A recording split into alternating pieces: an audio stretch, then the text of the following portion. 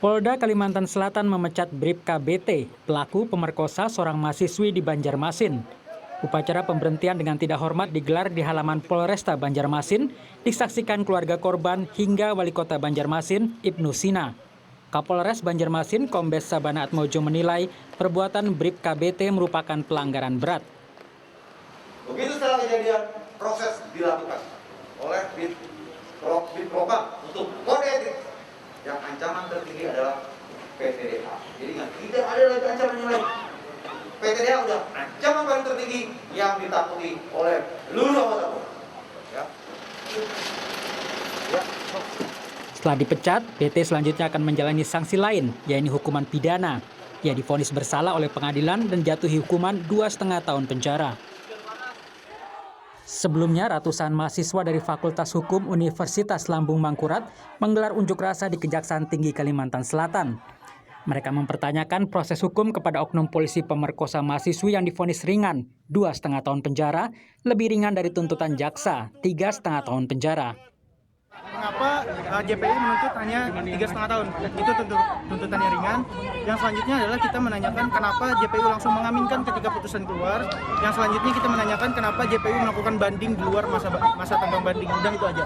Jadi saya minta. Kasus ini menjadi perhatian Komisi 3 DPR setelah keluarga korban mengadukan vonis ringan ini. Anggota Komisi 3 DPR Habibur Rahman meminta pelaku dihukum berat dan tidak boleh dilindungi oleh siapapun. Minggu depan kami ke Kalsel, kami akan tanyakan ini. Kalau tidak tegas, kami akan protes kepada Kapolri. Harus tegas. Saya pengen nih orang, ya, kalau kuat bukti-buktinya, ditangkap, ditahan, diproses secara hukum. Jangan ada dilindungi, dan dalam proses hukum jangan ada keistimewaan sama sekali. Pelaku pemerkosaan sebelumnya bertugas di Satres Narkoba Polresta Banjarmasin dan korban adalah seorang mahasiswi yang magang di tempat pelaku bekerja pada Agustus 2021. Tim Liputan Kompas TV. Mahasiswi korban perkosaan polisi yang kini sudah dipecat di Banjarmasin menuntut keadilan hingga mengadu ke Gedung Wakil Rakyat. Vonis yang dinilai ringan dianggap mencederai rasa keadilan. Bagaimana tanggapan kuasa hukum dan Komisi 3 DPR atas kasus ini?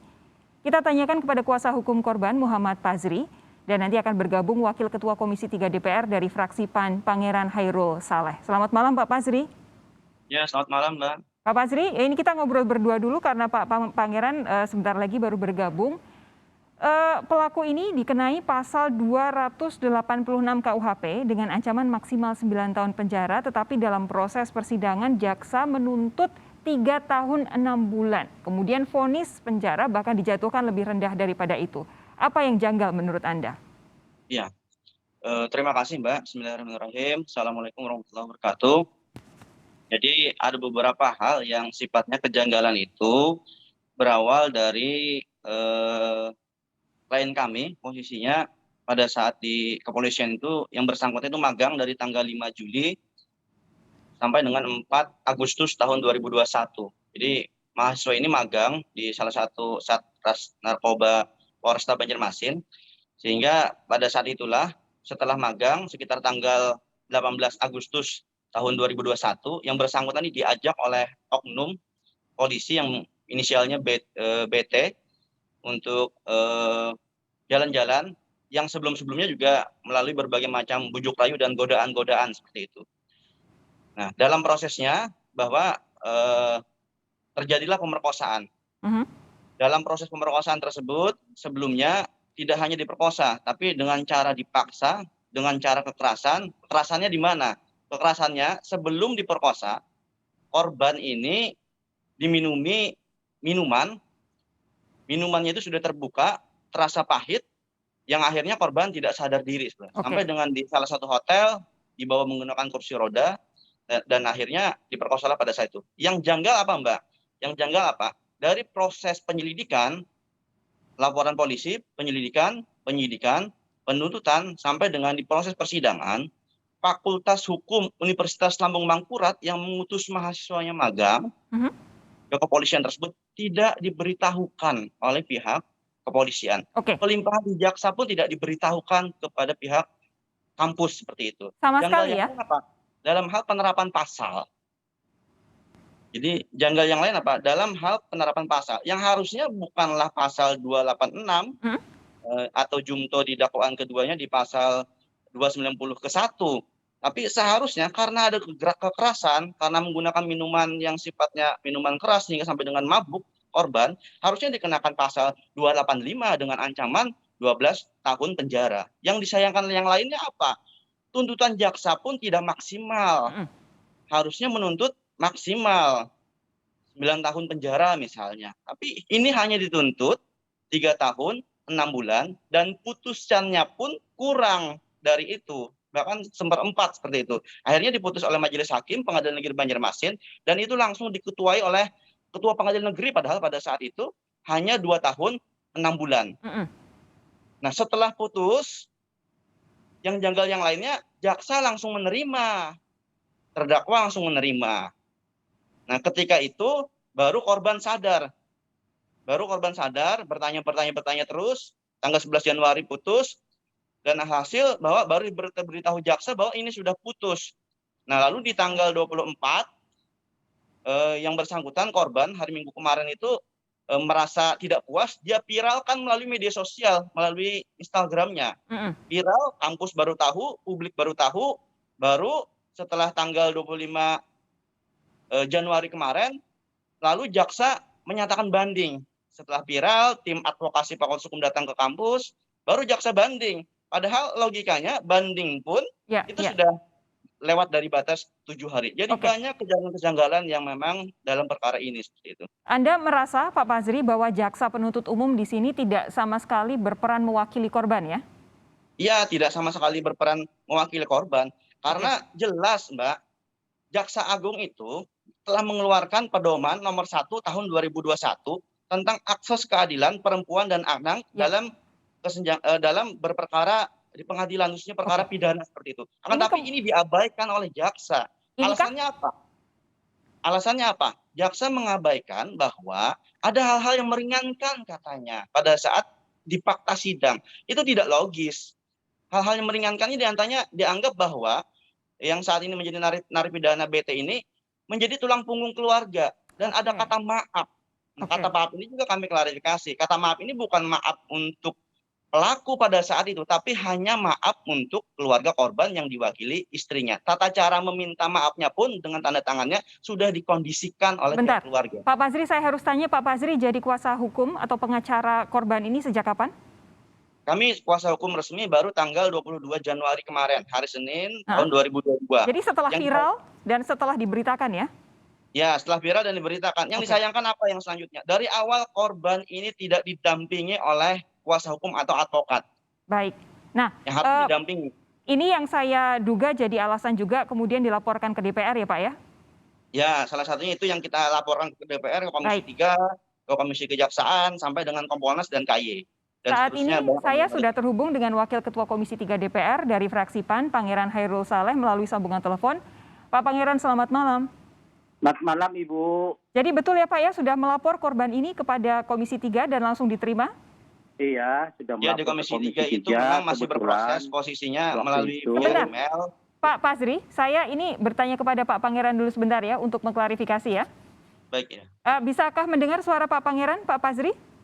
Ya, bisa. Bisa ya? Bisa. Silakan Pak Pangeran. Iya. Jadi Komisi 3 menyikapi laporan dan kondisi masyarakat, mahasiswa yang demo di Banjarmasin terkait dengan kasus pemerkosaan mahasiswa Unlam di Polresta Banjarmasin.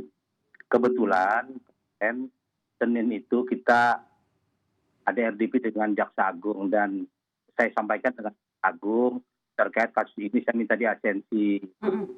Jadi dari diskusi, pengamatan, laporan dan sebagainya, saya melihat kenapa vonis ini terlalu lemah. Memang reintutnya juga sejak awal mungkin dalam tanda petik ini memang sudah diatur. Saya melihat pelemahan sanksi ini sejak penyidikan di kepolisian, dilanjutkan di kejaksaan. Oke, sebentar Pak Pangeran, maksud Anda diatur itu apa? Bukan diatur sih, memang ya gimana kita bisa buktikan? Memang mestinya ini kan pemerkosaan yang sudah direncanakan, diberi obat bius agar tertidur. Mestinya ini dikenakan pasal perencanaan, pemerkosaan dengan pemaksaan, dengan kekerasan. Mestinya pasal yang dikenakan pasal 285 dengan sanksi hukuman 12 tahun maksimal. Nah, tapi mereka mengenakan pasal 286 dan 290. Sanksinya maksimal berapa? Salah 7 tahun ya. Lalu oleh jaksa dituntut dengan 3 tahun setengah, divonis dengan 2 tahun setengah gitu loh. Mestinya dari awal ini sudah terencana ini di Batu Tamtomo ini. Oke, Pak Pangeran, Anda tadi bilang bahwa ini sudah dikomunikasikan dengan Jaksa Agung. Apa tanggapan dari Jaksa Agung? Beliau sangat atensi dan beliau akan mempelajari kasus ini. Sejauh ini baru sampai situ ya Pak ya? Iya, karena kan belum ada ini juga ke meja beliau, belum ada laporan. Tapi beliau udah tahu dan beliau sangat perhatian dengan kasus ini.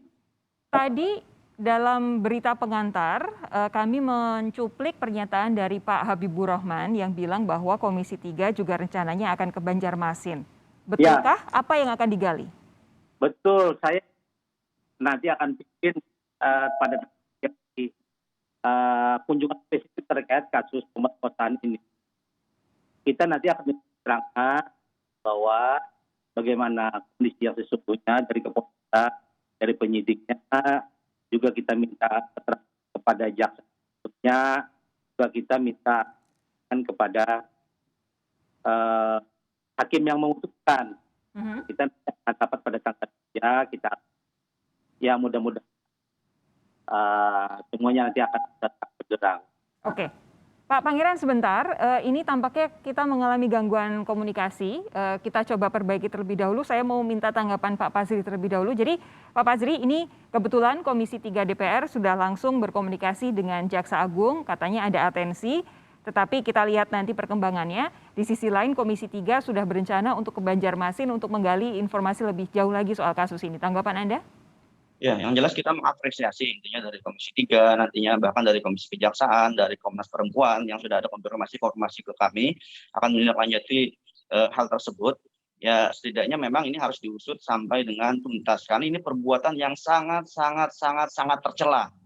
Mengingat bahwa korbannya adalah mahasiswa magang pada saat di Polresta Banjarmasin tersebut seperti itu. Ini sudah mencoreng institusi mereka sendiri, bahkan juga merusak marwah kampus Universitas Lambung Mangkurat. Dan saya sebagai alumni juga merasa geram akan perkara ini seperti itu. Ini harus diusut sampai dengan tuntas. Dan yang menjadi catatan bahas seperti ini. Dalam perkara ini juga kejanggalan yang lain, ada dugaan tekanan-tekanan dari awal kepada korban pada saat dari siapa? Dari pihak oknum-oknum kepolisian. Pada saat dia ingin melaporkan, jangan melaporkan karena yang bersangkutan sudah ada perempuan, nanti kamu disebutkan sebagai pelakor dan sebagainya. Nanti kamu akan dituntut balik dan sebagainya. Sebentar. Pak Pazri, ini Anda tadi bilang oknum-oknum, artinya ada beberapa orang ya, tidak hanya satu yang melakukan dugaan intimidasi.